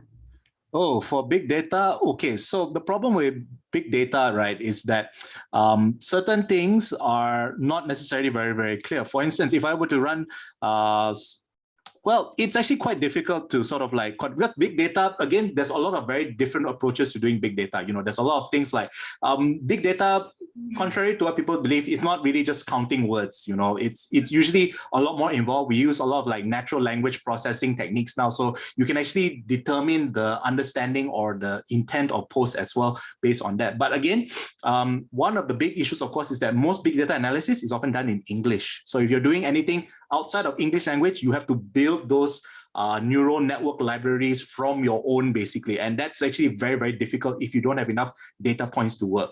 So and again, I think I guess this applies to both Malaysia and Indonesia, where the dominant discussion language is not going to be in English, essentially. And so big data is going to be very difficult to sort of pull off. So if you want to use big data to study things like, okay, what social media posts are good, what are the main influencers and things like that, yeah, those things you can use very, very easily. But if you want to understand nuances or subtleties in posts, that can be a little bit tricky to do. And combining digital ethnography with big data analysis I'm not really sure if it's actually an easy way to do it, because again, it really depends on the type of big data analysis approach that you're using. I personally have not worked with anybody I'm trying to find somebody to work with in that sense, but it really depends on the approach and the methods that they're using, and then you can incorporate it. So you have to figure out whether the programmer who's programming the reporting or the analytical methods for big data can actually incorporate the findings that you have from your ethnography in there.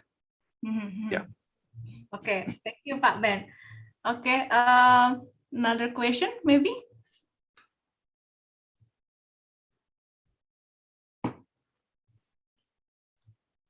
Another? Okay, let me check in YouTube. There is.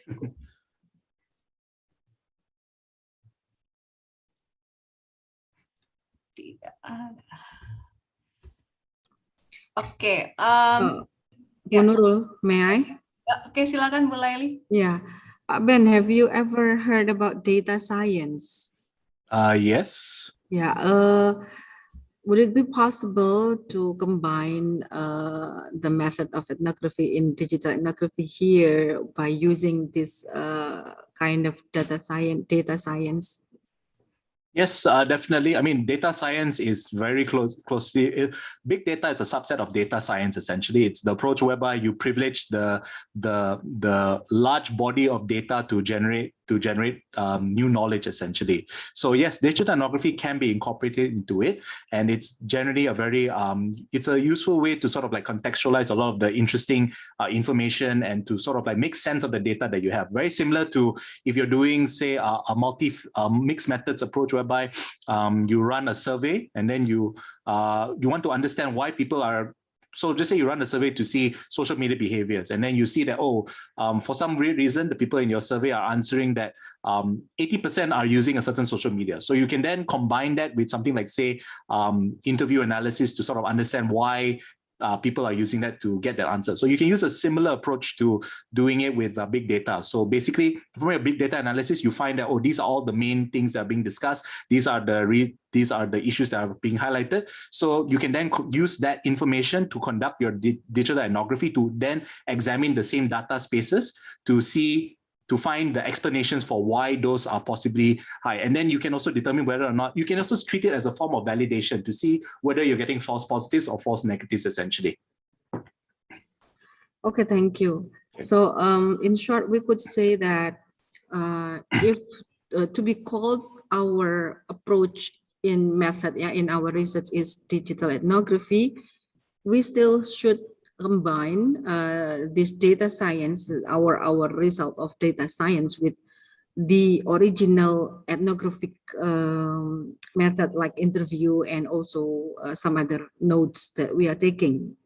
You mean, yeah, you can if you want to, but I think as somebody who's done digital ethnography is actually a very, very labor intensive, and it's also very, very mentally tiring, because, like I said, immersing yourself in these digital spaces is very much more mentally taxing than traditional ethnography, where there's a clear separation. So that's really one of the things that it's very tricky to do. So so I think for most people, I would say just doing it on its own is going to be sufficient. But of course, similar to other qualitative research, you can of course do triangulation as well.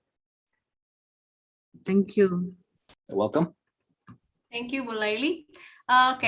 Just reminding for all the participants, we have already put link for attendance and also evaluation form. And then now another question maybe. Pak Gesang is raising hand, Bu Nurul. Silahkan Pak Gesang.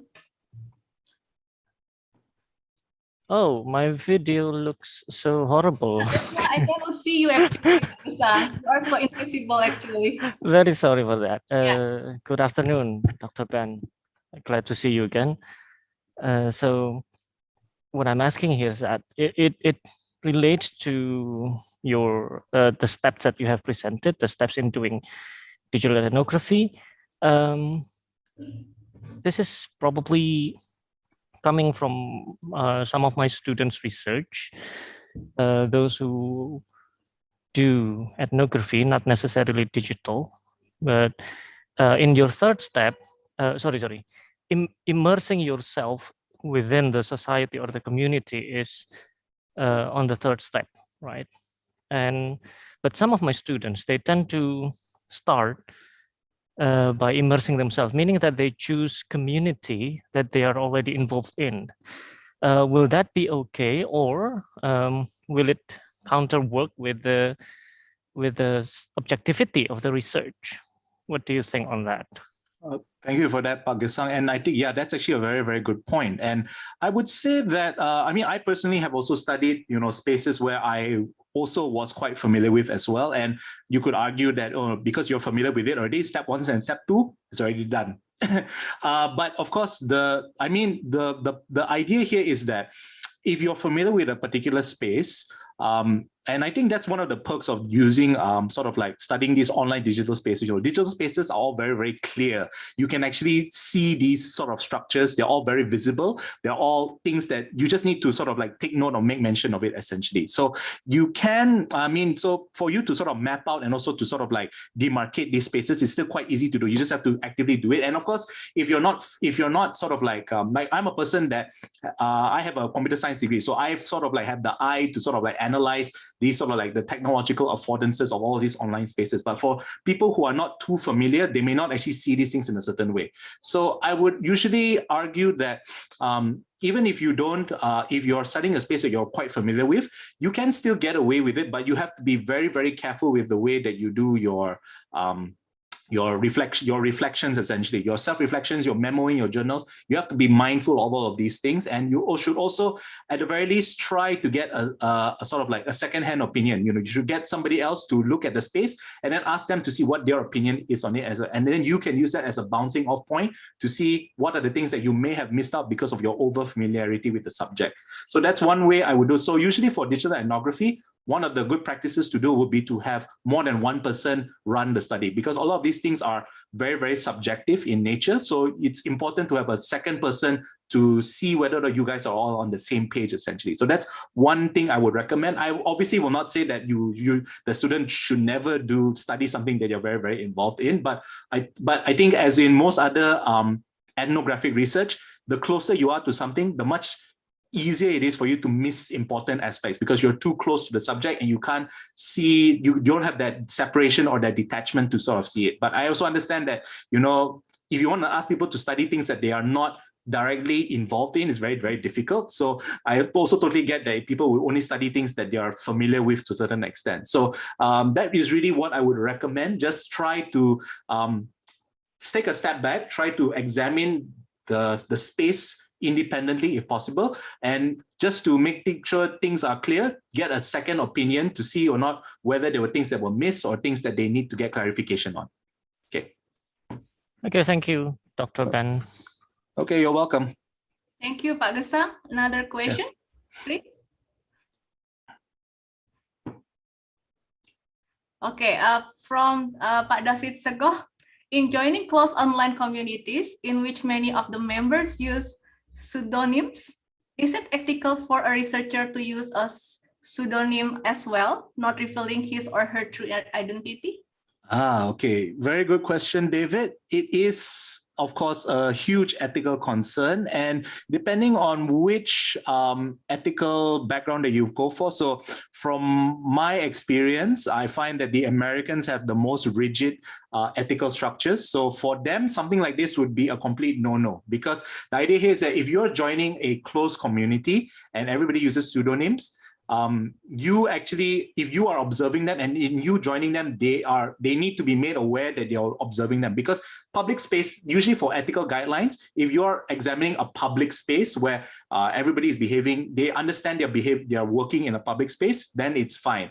But if you're in a closed environment where people recognize that, only you have to register, you have to pass a certain there's a certain gate that you need to pass in order to get in. So that's where things become a little bit more, the ethical concern now becomes concerning, because you're now entering this space and you are researching and you are infiltrating it to a certain extent. So for me, I would say that it depends on the community. So for instance, technically,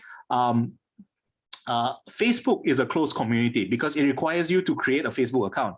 And if there are certain groups that require you to, there are certain Facebook groups whereby you just need to have an account and you just click join and then you can join into the account. But anybody can click join in that sense. But there are also certain groups whereby they will monitor who gets in, but essentially they see that if your account is somewhat credible, they just let you in, that kind of thing. So if you do that, that means there is an element of deception of the researcher. So in order to be an ethical researcher, you are not supposed to sort of like lie to participants. You shouldn't be exercise deception, unless, of course, under very, very specific circumstances. So it really, really depends on the type of community you want to get into. It also depends on what are you going to do when you're in that community as well. So if all you want to do is just to get access, and again, if it's one of those large communities where you just register an account, but you don't do any interactions, nobody really knows who you are anyway, as long as you don't post anything, nobody knows that you're there, possibly that can pass ethical scrutiny. But if you are required to engage in a certain way, or your presence is made known to people, then that can be an ethical minefield as a result of that. So it really depends on the situation that you're in, but usually in this case, I would usually err on the side of caution and say you should try to be as open as possible for closed communities. Approach the administrator, approach the people there, and then you just need to make it known to the administrator that you want to do these observations. And then the administrator's job is to then inform the rest of the community that that is happening. So that, for me, would be the best situation to sort of study this. But again, really depends on the situation that you're facing, essentially. The context can be very, very different with online communities. Okay, thank you, Pak Ben. Very useful. Yeah, you're welcome. Another question? Bu Lely, okay, please. I'm sorry, Pak Ben. Okay, no problem. Me again. I read some article about digital ethnography saying that when we are observing a certain online community, we are also required to do what you call shadowing. It means that when that online community is having a certain, let's say, base camp in Facebook, for example, we also need to know their activities also in Twitter or in Instagram. So we need to do that. And even the article suggested that we also have to observe their offline activities. Now, what do you think about that? Okay, so that one... Is it necessary to also observe their offline activities? For me, that really depends on what you're intending to do. What is the goal of your research? So the research that I presented here is really about looking at discussion spaces. We're not too concerned with looking at the people behind these accounts. So that study sounds like it's really trying to understand how people live in an online space, essentially. So of course, if you shadow, in a sense, you would want to look at the full extent of their online activity. So you want to see what online accounts they're using, what social media they're engaging with, and also all their offline activities to get a full picture of what they're doing. So I believe I may have read that article. I've read a few articles that use that approach essentially, and it works, because usually in a situation like that, you will obviously get permission from the person that you're shadowing in that sense. I mean, if they didn't get permission, then of course that would be very, very ethically concerning if they didn't get permission. But usually for situations like that, yes, it is a valid valid approach. Personally, I'm not too fond of that approach because, again, I'm more about studying like the greater implications of public discourse. And for that, the individuals are really not that important. From my perspective at the very least, it's a very sort of like top-down approach to sort of studying this. But it is, of course, a very, very valid approach. And I think it's definitely something that is, again, the field of digital ethnography is a very, very young field, and it's constantly evolving. It's constantly, we're getting new techniques, new ways of looking into things. And even this technique that I'm presenting here today is a relatively new technique, and it's probably going to change if you go 5 years down the line as things evolve and change as they always do in this day and age. Okay. Yes, thank you. Okay, you're welcome. Okay, another question. Okay, I think, ya, silakan. Indah. Ya, silakan Bu Indah. Yeah, thank you, Mr. Ben. So, regarding to the accessibility to the information that we want to get from the digital, from the social media, for example, do we need to ask for the permission? For example, to access the media digital that we take as our data, or you think it depends on what kind of topic that we would like to analyze? Thank you, Mr. Ben. Okay, thank you for the question. So when you say ask permission, do you mean ask permission from Facebook or ask permission from like the page owners or the administrators? Yeah, from the owners, because we are accessing the information from their digital media, right? From their Facebook, from their. So do we need to ask for the permission first, or do you think that it is okay for us to just take it as our data directly? Well, okay, so thank you for that. For me, it's really that it depends. If it's a closed group, you definitely need to ask permission because you can't, I know there are certain closed groups that if you just ask to join, they'll just let you in, but that doesn't mean that they've consented to you collecting their data. So usually if it's a closed group, I would be a hard no that you do need to ask permission to collect their data. If it's for a public, and of course, there are also public groups whereby there are certain, especially on Facebook, where there are online groups whereby whatever is posted in the group is totally accessible to the public, then that's totally fine. But there are also certain open groups that all you have to do is click join, it's automatically going to approve you. And then there are certain posts that are only for group members. So for that one, I would argue that you also need to ask permission because again, the moment there is a gate that you need to bypass that is no longer within the public space, you actually do need to have, you need to ask permission already, basically, because again, so a lot of these people, I mean, even though, yes, I create a Facebook page that allows anybody to sort of come into the group, that doesn't automatically mean that I allow any researcher to come in and just mine the group for data, essentially. So if in terms of ethical concerns, I would say that definitely you should ask permission, though legally, I don't think there's anything stopping you. But again, it's really about the ethics. That's really the guiding, the guideline that we live and die by as researchers, essentially, you know, that we have to have strong ethics to make sure that we get very, very good data, that we don't exploit people in the process, essentially. Thank you, sir. Okay, you're welcome. Thank you, Bu Indah. Okay, now finally we come to the end of question and answer session. We would like to say thank you once again, Pak Ben, for your presentation. I think after we listen to your presentation, we are more confident to conduct ethnography or digital ethnography study. And then also to audience, to all the participants for questions, and then also the last one, hopefully the presentation will be beneficial for everybody. Thank you for your attention. Wassalamualaikum warahmatullahi wabarakatuh. I give it back to the MC Hammer. Okay, silahkan. Okay, thank you everyone for having me. Okay, please, Matthew. Thank you, Ma'am Nurul, for the lively discussion, and also for Dr. Benjamin Law for the insightful presentation. We hope that all the participants could get a lot of new knowledge, inspiration to conduct their future research. Well, ladies and gentlemen, it's time for us now to close this webinar. But before that, let me remind you to join our last webinar series this Saturday on November 27th, entitled Reimagining Literature from Classics to E-Literature at 9 a.m. Let us take a picture first before saying goodbyes. For all participants, please turn on your videos. The operator, please take over. All right, I'm going to assist on taking the screenshot. And I'm asking for your cooperation to smile. There are 4 screens starting from the first one. Okay. Right, 3, 2, 1, smile. Second one, 3, 2, 1. Third one, 3, 2, 1. And last one, 3, 2, 1. Right, back to you, Matthew. Thank you. Okay, thank you for the operator. Okay, well, on behalf of the committee, I would like to thank you for all your participation in this webinar. I hope we can meet again in a different occasion. Stay healthy, everyone. Goodbye. Bye-bye. Thank you, Pak Ben. Thank you, Pak Ben. And Thank see you, you everyone. again. Thank you, Bu Laili. Thank See you, you Nurul. and Thank see you you. again. Thank you, Pak Lina. Ben.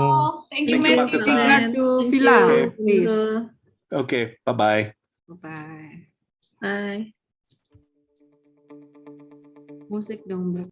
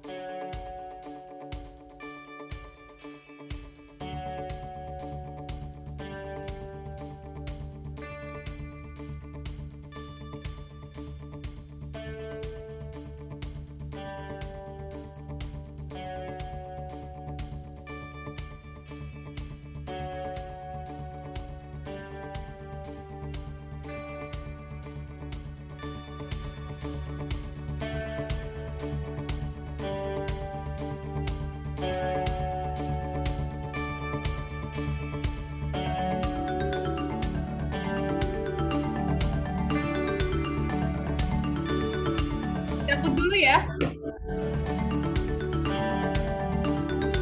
Asik Sun, Nurul. Sun. Ya, aku ganti ke Zoom satunya lagi. Bye-bye.